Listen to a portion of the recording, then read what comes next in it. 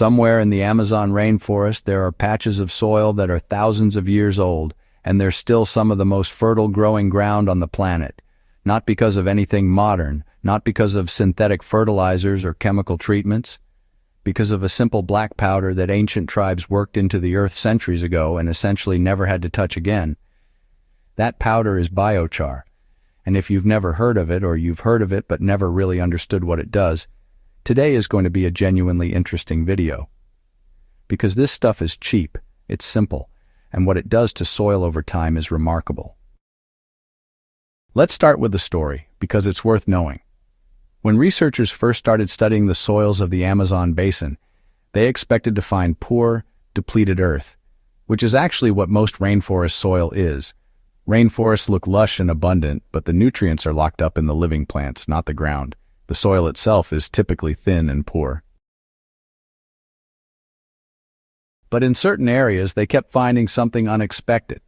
Deep, rich, black soil that was extraordinarily fertile, completely unlike anything around it. Locals called it terra preta, which simply means dark earth in Portuguese. And the more they studied it, the more remarkable it became. This soil was thousands of years old.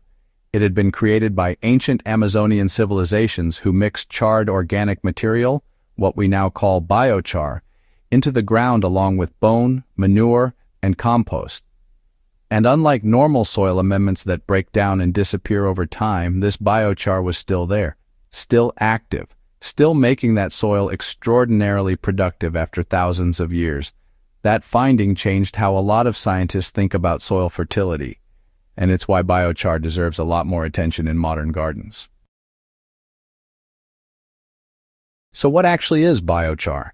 At its simplest, biochar is charcoal made from organic material like wood, rice husks, or agricultural waste, burned at high temperature with very little oxygen.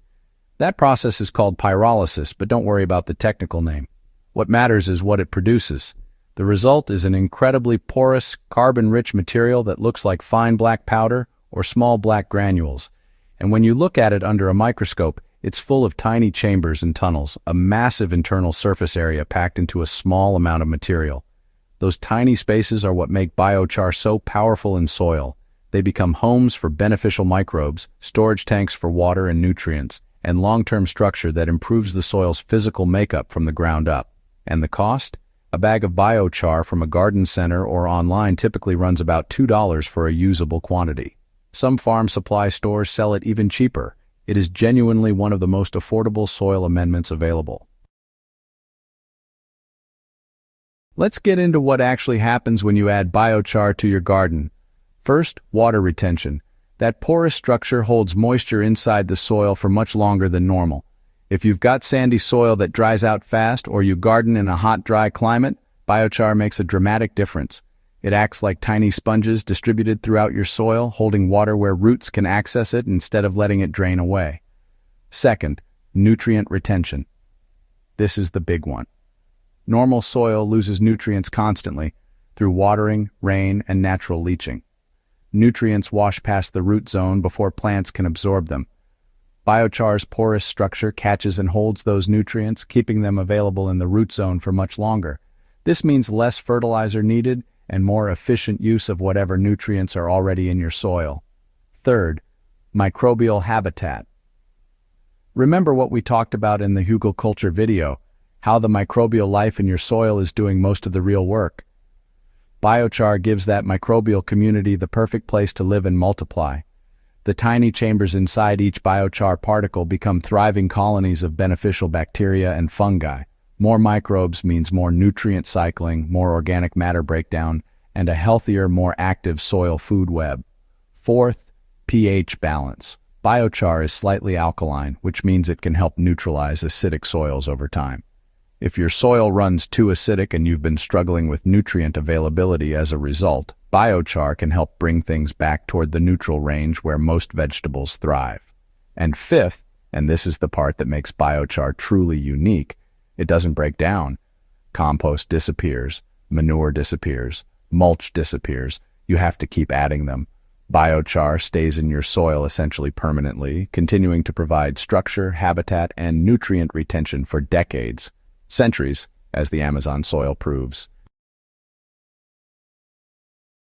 So if biochar is this effective and this cheap, why isn't everyone using it? Why isn't it on the shelf of every garden center next to the fertilizer bags?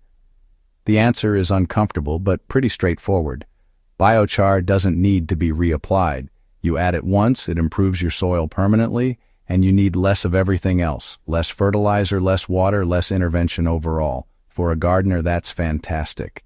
For companies selling fertilizer and soil amendments year after year, it's terrible for business. There's also the fact that biochar doesn't work dramatically fast the way synthetic fertilizers do. You won't see an overnight transformation. The results build over months and seasons, which makes it a harder sell in a market built around quick, visible results. It's not a conspiracy exactly. It's just the way commercial incentives work. Products that solve problems permanently don't sell as well as products that need to be repurchased constantly. Biochar got quietly overlooked while the fertilizer industry grew into a multi-billion-dollar business. Here's the practical part: how to actually use biochar in your garden. One important thing to know first: raw biochar straight out of the bag needs to be charged before you add it to soil. Fresh biochar is essentially empty. Those porous chambers need to be filled with nutrients and microbial life before they can do their job properly.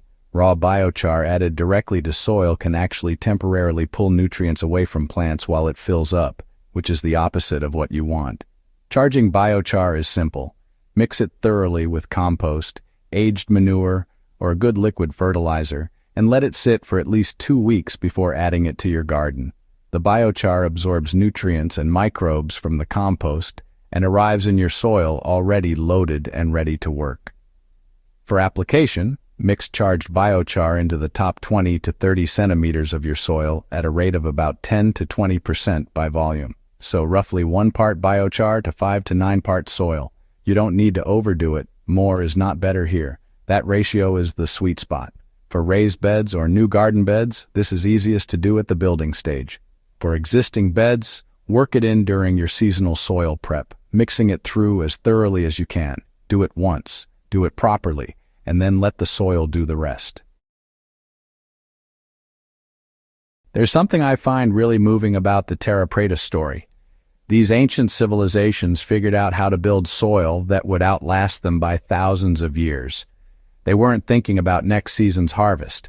They were building something permanent. And the fact that we're still finding that soil today, still fertile, still alive, says everything about how powerful this simple material really is. We spend so much time and money chasing quick fixes in the garden, the next fertilizer, the next product, the next thing that promises results by next weekend. And meanwhile, there's a $2 powder with a 1,000-year track record sitting quietly on a shelf. Give biochar a try this season. Charge it properly, mix it in well, and then be patient with it. It won't dazzle you in week 1, but give it a full growing season and I think you'll start to see exactly why the Amazon tribes built their whole agricultural system around it. Drop a comment and let me know if you've tried biochar before, or if this is the first you're hearing of it. I always love knowing where people are starting from. Like and subscribe for more videos like this, and I'll see you in the next one.